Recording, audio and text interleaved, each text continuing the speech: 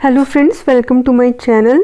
So this is Q&A session 4 और आप सभी से रिक्वेस्ट है कि जो भी आप कमेंट्स करते हैं, अपने क्वेश्चंस करते हैं, वो Q&A सेशन वाले वीडियोस के नीचे करें ताकि वो मुझे मिल जाएं, क्योंकि आप अलग अलग वीडियोस के नीचे कमेंट करते रहते हैं, फिर उनको आंसर करना थोड़ा डिफ़िकल्ट हो जाता है। सो यहाँ पर जो पहला कॉमेंट है वो है कि मैम मेरे कॉमेंट का रिप्लाई दो, लेकिन कॉमेंट पता नहीं कहाँ है। हेलो मैम, मेरा फर्स्ट टाइम एम्प्लॉयमेंट रजिस्ट्रेशन 2015 में हुआ है, पहले 2018 देन सितंबर 2021 में रिन्यू करवाया। रिन्यू सर्टिफिकेट में रजिस्ट्रेशन डेट 2015 लिखी है, जारी दिनांक में 2021 लिखा है, तो फॉर्म में रजिस्ट्रेशन डेट 2015-21 2015 में आपने कराया है तो 2015 ही लिखेंगे आप रजिस्ट्रेशन, भले ही वो रिन्यू हर साल हो रहा हो, हर 2 साल में रिन्यू होता है, तो रिन्यू डेट जो भी है, लेकिन आप रजिस्ट्रेशन की डेट वही लिखेंगे जब आपने रजिस्ट्रेशन करवाया है। इसके बाद है हेलो मैम, मैंने MA इंग्लिश से किया है। MA first and second year में 1 ईयर गैप था, बिकॉज MA फर्स्ट ईयर के बाद B.Ed में सिलेक्शन हो गया था। That's why B.Ed issue date 2012 and MA final की डेट 2013 है।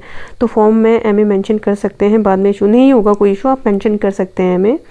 मैम मेरी सभी मार्कशीट में फुल नेम नहीं है, लेकिन डोमिसाइल और OBC सर्टिफिकेट में फुल नेम लिखा है, तो क्या आगे चलकर कोई प्रॉब्लम होगी? बिल्कुल प्रॉब्लम होगी, अगर क्योंकि मार्कशीट और सारे जो डॉक्यूमेंट्स होते हैं उन सब में जो नेम है वो साम्य होने चाहिए, एक जैसे होने चाहिए।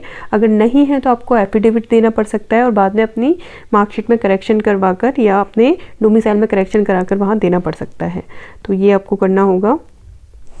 मैम मैंने हिंदी से BA किया है और संस्कृत से ओपन यूनिवर्सिटी से 12th किया है, तो क्या फॉर्म भर सकते हैं? बिल्कुल भर सकते हैं आप, अगर हिंदी क्योंकि संस्कृत मांगते हैं 12th में, तो आप भर सकते हैं फॉर्म।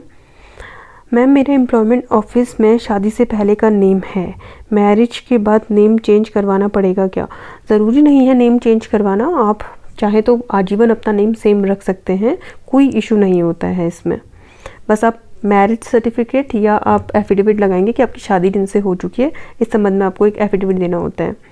अब यहाँ पर फिर से एक कमेंट है, मैम मेरे कमेंट का रिप्लाई दीजिए, लेकिन कमेंट पता नहीं कहाँ है, तो इसीलिए मैं कह रही हूँ कि एक साथ में सेम जो Q&A सेशन वाले वीडियोस होते हैं उनमें आप कमेंट करें। आज वैसे ही आप लोगों की लास्ट डेट है फॉर्म फिल करने की, बाकी आपको 16 से 18 मिलेगा भी करेक्शन का मौका।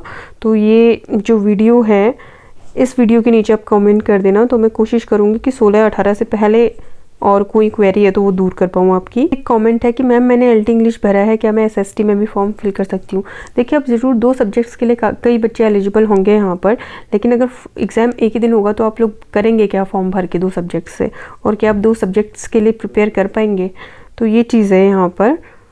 हेलो मैम, अब NCERT नहीं आएगा क्यों कह रहे हो? प्रीवियस में तो बहुत क्वेश्चन बने थे, मैं पॉसिबल कि इस बार भी दे।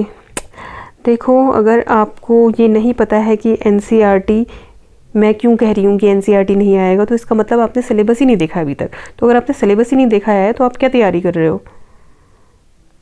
इसके बाद यहाँ देखिए, गुड मॉर्निंग मैम, यहाँ लिखा है, कमेंट इनके नीचे होंगे इसके। मैम मैंने BA सिंगल सब्जेक्ट में दोबारा किया है, फॉर्म भरने में कौन सी डेट आएगी? 2013 या अब ये पता नहीं कौन सी डेट लिखी इन्होंने, शायद 2018 लिखना चाह रहे हैं यहाँ पर।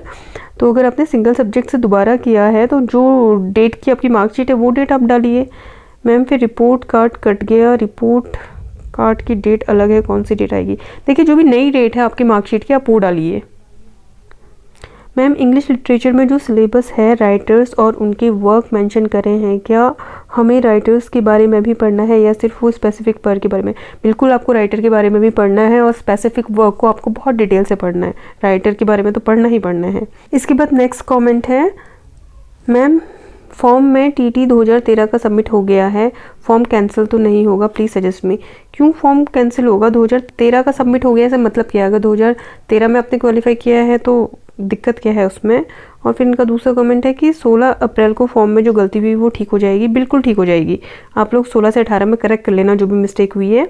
दोनों पेपर की कैसे तैयारी करें समझ नहीं आ रहा है, प्लीज़ बताइए। इतना सिलेबस कैसे कवर करें, उस पर एक डिटेल वीडियो बनाइए। ठीक है, मैं कोशिश करती हूँ बनाने की वीडियो।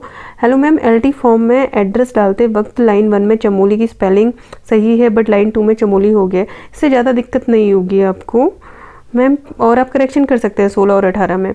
नेक्स्ट कमेंट है, मैम प्लीज़ आंसर मी, मेरा BA इंग्लिश तीनों ईयर में था, B.Ed में टीचिंग सब्जेक्ट हिंदी इकोनॉमिक्स था, बट टीटी में फर्स्ट लैंग्वेज हिंदी है और सेकंड लैंग्वेज संस्कृत है, तो क्या होगा? देखो, अगर आपका हिंदी से अगर आपको फॉर्म भरना है तो कोई दिक्कत नहीं है, लेकिन आपका 12th में संस्कृत होना चाहिए उसके लिए, अगर आपका हिंदी भी ग्रेजुएशन में रहा है और अगर आपका टीटी में हिंदी और संस्कृत है। लेकिन अगर आपको इंग्लिश में फॉर्म भरना है तो दिक्कत आ सकती है। आपने यहाँ पे लिखा है एलटी इंग्लिश के लिए भर सकता हूँ, तो एलटी इंग्लिश के लिए भरने के लिए आपका जो टीटी है वो मुझे थोड़ा वैलिड सा नहीं लगता, क्योंकि यहाँ पर आपने एक हिंदी लैंग्वेज ले ली है और एक संस्कृत लैंग्वेज ले ली है, तो आपको कम से कम एक लैंग्वेज तो इंग्लिश लेनी चाहिए थी यहाँ पर, which is according to me, ये मेरे अनुसार है। तो अगर ऐसा कोई रूल है कि अगर आपको इंग्लिश का टीचर बनना है तो आपको टीटी में कम से कम एक भाषा इंग्लिश लेनी होगी, अगर ये रूल कहीं पे है, क्योंकि काफ़ी समय हो गया मुझे भी टीटी क्वालिफाई किए हुए, तो अगर ऐसा रूल है तो फिर आपका हो सकता है बाद में आपको समस्या आए, और अगर ऐसा कोई रूल नहीं है तो आप फॉर्म भर सकते हैं। फिलहाल मैं आपको ये एडवाइस दूंगी कि आप फॉर्म तो भर लीजिए, अगर आपके पास ऑप्शन नहीं बचा है कुछ तो। फिर बाकी डॉक्यूमेंट वेरिफिकेशन के समय पे हो सकता है कि आपको मुसीबत का सामना करना पड़े, या आप जो टीटी फॉर्म भरने की जो गाइडलाइंस होती हैं, जब आप टीटी का फॉर्म फिल करते हैं उस समय जो गाइडलाइंस दी रहती हैं उनमें कहीं पर पढ़कर देखिए कि अगर आप लैंग्वेज के टीचर बनना चाह रहे हैं तो आपको वो स्पेसिफिक लैंग्वेज चूज़ करनी होगी टीटी में। अगर ऐसा कहीं उस टीटी वाले सर्टिफिकेट में या फिर टीटी भरने का जो इंस्ट्रक्शंस जहाँ पर आते हैं, जब टीटी का फॉर्म आप फिल करते हैं, जो इन्फॉर्मेशन ब्रोशर होता है उसमें अगर कहीं ऐसा कुछ मेंशन है तो वहाँ आप चेक कर लीजिए। अगर वहाँ लिखा है कि जिस सब्जेक्ट में की लैंग्वेज, जो लैंग्वेज के स्टूडेंट्स हैं उन्हें जिस सब्जेक्ट की लैंग्वेज पढ़ानी है फ्यूचर में, तो वो लैंग्वेज चूज़ करना मैंडेटरी अगर वहाँ पर लिखा हुआ है तो शायद आप एलिजिबल ना हो, बट अदरवाइज़ आप एलिजिबल हैं। कुछ रीसेंट कमेंट्स मुझे इस वीडियो में भी दिखे तो मैं इसके भी आंसर कर देती हूँ भी यहीं। मैम, मेरा EWS अभी बना नहीं है तो क्या मैं पहले वाला EWS लगा सकती हूँ? 15 मई 2023 को बना था, तो ये आपका मार्च 2024 तक वैलिड होगा। इससे आप फॉर्म तो भर सकते हो, लेकिन आपको नेक्स्ट सेशन के लिए भी EWS बना लेना चाहिए। इसके बाद है प्रिंट आउट नहीं किया है, मैंने जस्ट डाउनलोड किया है फॉर्म, बट मुझे कंफर्मेशन नहीं आया। पहले आता था प्रिंट करने के बाद, तो प्रिंट आउट तो आपका लास्ट स्टेप है। जब आपका फॉर्म पूरा फिल हो जाएगा उसी के बाद आप प्रिंट आउट को डाउनलोड कर सकते हैं, मतलब अपने फॉर्म को डाउनलोड कर सकते हैं, प्रिंट कर सकते हैं उसका। तो आई डोंट नो आप क्या बोल रहे हैं, थोड़ा समझ से बाहर है। मैम, अदर स्टेट के कैंडिडेट फॉर्म फिल कर सकते हैं अगर उनकी क्वालिफिकेशन आधार कार्ड अदर स्टेट से हो एंड डोमिसाइल ना हो और एम्प्लॉय ऑफिस में रजिस्ट्रेशन भी ना हुआ हो। देखिए, या तो आपके पास डोमिसाइल होना चाहिए या आपने हाई स्कूल या इंटरमीडिएट यहाँ से किया होना चाहिए। आपके पेरेंट्स यहाँ की सेंट्रल गवर्नमेंट या अदर जो सर्विसेज हैं गवर्नमेंट सर्विसेज उनमें होने चाहिए, जो कि नॉन ट्रांसफरेबल हो। काफ़ी बार बता चुकी हूँ इसे मैं। क्या बिना एम्प्लॉयमेंट कार्ड के कर सकते हैं? नहीं, बिना एम्प्लॉयमेंट कार्ड के देखिए अगर आप डोमिसाइल है तो कर सकते हैं। मैम, नेम हाई स्कूल की मार्कशीट के हिसाब से भरें कि मैरिज सर्टिफिकेट? हाई स्कूल के हिसाब से भरना है।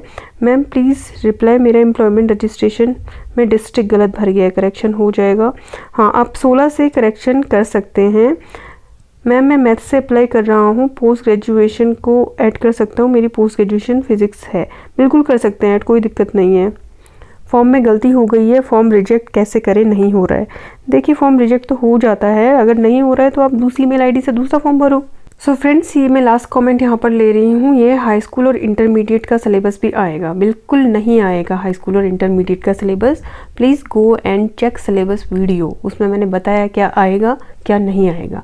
सो फ्रेंड्स, ये थे आपके सभी कमेंट्स के आंसर, और अगर आप चाहते हैं कि आपके कमेंट्स के आंसर मैं इसी तरीके से Q&A सेशन में वीडियो बनाकर डालती रहूँ, तो आप केवल जो लेटेस्ट Q&A पोस्ट किया है मैंने अपने चैनल पर उस पे अपना कमेंट लिखें। जैसे कि ये Q&A सेशन 4 का वीडियो मैं डाल रही हूँ, तो आप इसी वीडियो के नीचे अपनी सारी क्वेरीज, सारे क्वेश्चंस डालें, ताकि अगला Q&A सेशन 5 जब मैं बनाऊँ तो उसमें आपका क्वेश्चन आ जाए और उसका आंसर आपको मिल जाए। सो आज के वीडियो में इतना ही, मिलते हैं नेक्स्ट वीडियो में। Till then stay tuned and thanks for watching this video.